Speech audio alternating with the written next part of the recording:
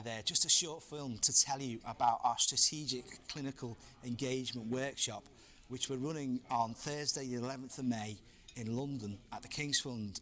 I'm going to be leading on the workshop, and what we've decided this time around is to bring in a bit of a view from industry. So my good friend Sean Purcell, who works very closely with CIMA on their finance business partnering, is going to come along, and I'm going to talk about clinical engagement. Sean's going to talk about finance business partnering. I'm going to bring the whole thing together in a very interactive learning session to give you the latest techniques involved in taking your financial figures to non-financial colleagues. So obviously people know a sister's approach, but Sean, do you want to tell us a little bit about your approach to finance business partnering and some of the things that you've been doing, a couple of the examples? Yeah. I mean, my experience is mainly working with quite big international companies. Some are really good at it, some are not very good at all.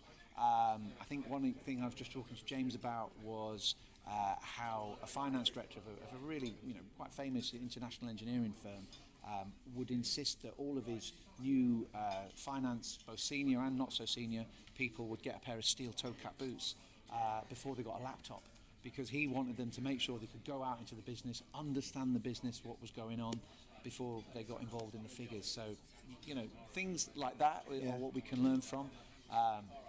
We've been talking about so many things, James. A lot of it is really applicable, I think, in the world of NHS finance. And what about the reporting? Yeah, reporting. That was one thing I'd ask yourself: has your accounts pack remained the same for the last 3 months?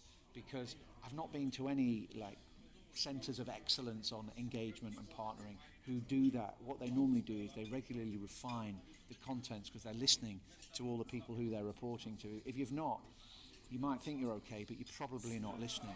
And so that's one to think about, and we'll talk about how we can engage and refine and what good looks like, and that kind of stuff. Visualization's often what most good partners do because people get it. And we're going to touch a bit on maybe some of the personal aspects as well. Yeah, I mean, it is really about how to get along with people. And the other thing James couldn't believe, but really worked, was a finance director would bring to her partnering meetings a cake that she'd cooked herself. But everyone loved her cake, and everyone would come to the meetings, and everyone, because she gave them cake, they kind of really liked her and opened up. And when people open up to you, so if you're senior medics or whatever, you can find things about costing information that nobody publishes anywhere, but it's key to getting an in-depth understanding and getting a proper picture of what's happening. So that's often the key, really. It sounds like it's so simple, but not many people do things that are simple, unfortunately. They don't keep quiet. Yeah, I really like that.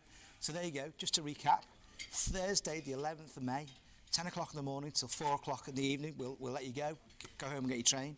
It's £199 plus VAT.